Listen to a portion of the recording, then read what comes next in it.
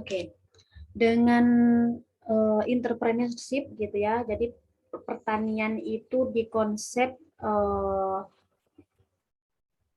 dengan apa namanya dibumbui dengan entrepreneurship-nya, kemudian diviralkan di sosial media, di TikTok barangkali, kemudian di Facebook-nya, di IG-nya atau yang lainnya itu untuk menarik minat kaum milenial ini insya Allah bisa.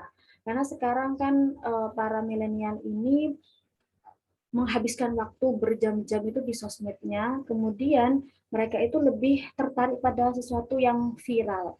Walaupun ini mungkin pertanian ya, di mana tadi yang image-nya atau citranya ini kotor dan lain sebagainya, tapi kalau dikemas seperti apa dengan konsep entrepreneurship gitu ya, entrepreneur, ini kemudian langsung diviralkan, itu insya Allah bisa gitu ya. Ini silahkan bagi kaum milenial yang tersentuh gitu ya dengan pemahaman seperti ini, apalagi yang sudah mengikuti perkuliahan PIP, apalagi yang masuk ke fakultas pertanian ini, silahkan membuat inovasi seperti itu agar supaya nanti pertanian itu semakin eksis ya. Kalau generasi mudanya semakin mundur, semakin nggak ada, sudah dipastikan pertanian ke depan itu bisa jadi akan mati kan begitu. Ya. Nah, tapi bagi yang memahami seluk-beluk sebagai petani, harusnya kaum muda ini tidak menghindar untuk masuk sektor pertanian ya. Ya, termasuk yang Anda-Anda di sini gitu. Justru semakin banyak yang menghindar ini ya, maka semakin besar sebenarnya peluang untuk sukses berusaha tani.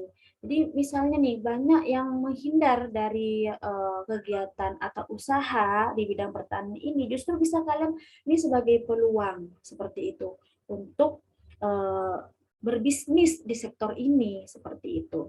Nah, ini coba kita berhitung sebentar. Ini sebenarnya masih hitung-hitungan ini aja ya. Jadi gini, misal kita itu memiliki lahan yang tidak terlalu luas di sekitar pekarangan kita, misalnya ya ada 1.000 meter persegi. Nah, lahan seluas itu bisa ditanami sayur-sayuran atau apalah yang kalian sukai, misalnya entah itu hortikultura berupa apa namanya bunga-bunga, misalnya yang perempuan ya, atau yang laki-laki misalnya mau usaha tani apa di sini, contohnya di sini sayur mayur gitu ya. Tapi kalau misalnya kalian punya minat yang lain, misalnya untuk peternakan, monggo. Untuk apa yang lain lah misalnya ya, biofarmaka juga mungkin monggo seperti itu. Nah, kalau di sini salah satu contohnya misalnya sawi atau bayam yang umumnya itu hanya usianya itu 15 sampai 20 hari itu bisa panen. Ya, maka luas 1.000 meter tersebut bisa dibagi menjadi dua, jadi subpeta yang masing-masing itu 500 meter persegi. Nah, untuk tiap subpeta tadi dapat menghasilkan lebih kurang sekitar 1 mobil gitu ya untuk sayur sayur bayam tadi. Kalau dituangkan bisa mencapai 3 sampai 4 juta rupiah seperti itu. Itu kalau misalnya kita benar-benar bisa mencari pasarnya ya, kalau misalnya Pak dijual per ikatnya saja itu 2.500 itu sudah untung besar itu. Sekali panen itu coba di sini saya cantumkan juga link YouTube bisa kalian lihat gitu ya. eh, yang lahannya tidak terlalu luas gitu kan. Kemudian Bapak ini menanam sayuran bayam, kemudian untungnya itu bisa 700.000 dengan modal 45.000 seperti itu. Itu yang ada di YouTube ini, silakan nanti bisa disimak ya. Kemudian yang terakhir ini ada faktor manajemen ya. Manajemen ini adalah kemampuan, bukan benda, bukan kalau tadi modal itu uang, benda. Kalau misalnya lahan itu tadi berupa fisiknya kelihatan gitu ya. Kemudian kalau apa namanya modal, kemudian tenaga kerja itu kelihatan gitu ya. Oh ya, untuk tenaga kerja ini tadi ada tambahan. Tenaga kerja ini selain tenaga kerja manusia, itu ada tenaga kerja mesin, kayak traktor itu masuk ke dalam kategori tenaga kerja mesin. Kemudian ada tenaga kerja ternak. Kalau misalnya petani itu menggunakan tenaga kerja seperti sapi dan kerbau, itu masuk ke dalam kategori tenaga kerja juga seperti itu. Karena yang dibutuhkan itu adalah tenaganya. Berbeda dengan manajemen. Nah, manajemen ini adalah ada di manusia, kemampuan yang ada dalam diri manusia, khususnya petani gitu ya. Karena berbeda dengan tenaga kerja tadi, kalau tenaga kerja itu hanya yang dibutuhkan itu adalah tenaganya ya, makanya bisa menggunakan tenaga ternak atau mesin. Tapi kalau manajemen ini kemampuan gitu. Kemampuan dalam apa? Kemampuan dalam mengelola pengelolaan usaha tani ya, dalam melakukan pengelolaan usaha taninya seperti itu.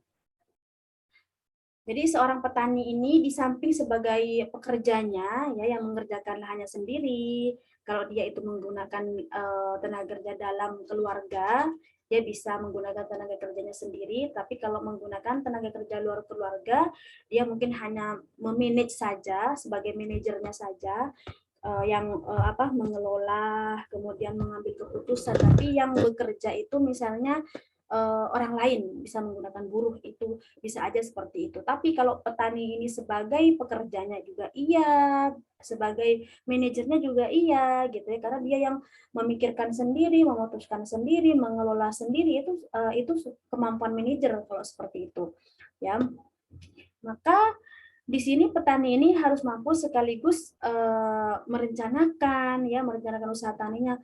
Untuk saat ini kira-kira mau nanam apa nih? Itu termasuk dalam kategori fungsi manajemen dalam perencanaan gitu. Misalnya sekarang ini sudah masuk musim apa ya? Nah, kemudian petani itu memutuskan untuk menanam tanaman A misalnya.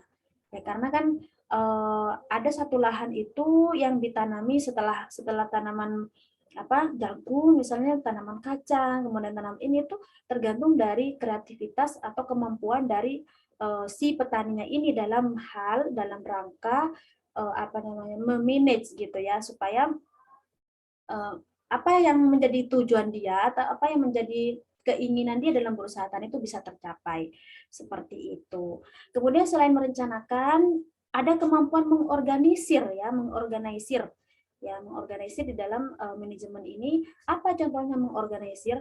Jadi mengumpulkan apa-apa saja yang dibutuhkan. Seumpama ada, kalau sekarang saya ingin menanam kacang misalnya, berarti dia harus mencari kacang yang berkualitas itu di mana, kemudian dari mana mau didatangkan bibit atau benih yang berkualitas itu dari mana, itu perlu diorganisir. Kemudian bukan hanya benihnya saja, misalnya pupuknya itu dari mana, itu kegiatan-kegiatan mengorganisir bahan-bahan yang dia butuhkan gitu ya, atau sumber daya yang diperlukan dalam kegiatan usaha tani itu adalah kegiatan mengorganisir tadi untuk mendukung proses produksi. Selain mengorganisir, kemudian ada kemampuan mengawasi, ya mengawasi. Bagaimana mengawasi ini? Apakah tanamannya yang terjangkit dengan penyakitnya penyakit apa, obatnya apa, itu proses pengawasan dan pengendalian seperti itu. Jadi sejak mulai tanam sampai panen. Untuk apa manajemen ini dibutuhkan? Untuk memperkecil peluang terjadinya gagal panen atau rugi seperti itu. Jadi ini kemampuan kreativitas ya, kreativitas yang dimana ini dibutuhkan melatih gitu ya. Dengan seiring berjalannya waktu, seiring petani itu banyak pengalaman, itu pasti akan ada dengan sendirinya kayak gitu. Oh, kalau saat ini nih biasanya masuk musim hujan nih gitu ya. Nah, biasanya kalau di sini hujan itu terus-terusan gitu ya. Bisa aja suatu minggu itu nggak berhenti-berhenti hujannya. Nah, ini akan terjadi peluang banjir misalnya. Nah, kalau banjir kan nanti tanamannya tuh akan habis dihanyut banjir. Nah, bagaimana nih caranya supaya tanaman ini bisa aman dari banjir? Nah, itu gimana? Itu kreativitasnya dari petani dengan seiring berjalannya waktu gitu ya, karena banyaknya pengalaman-pengalaman yang sebelumnya seperti itu. Perbedaan dalam keahlian melakukan pengelolaan akan membedakan hasil akhir dari kegiatan usaha tani masing-masing petani. Ini bisa digambarkan dari kurva berikut ini ya.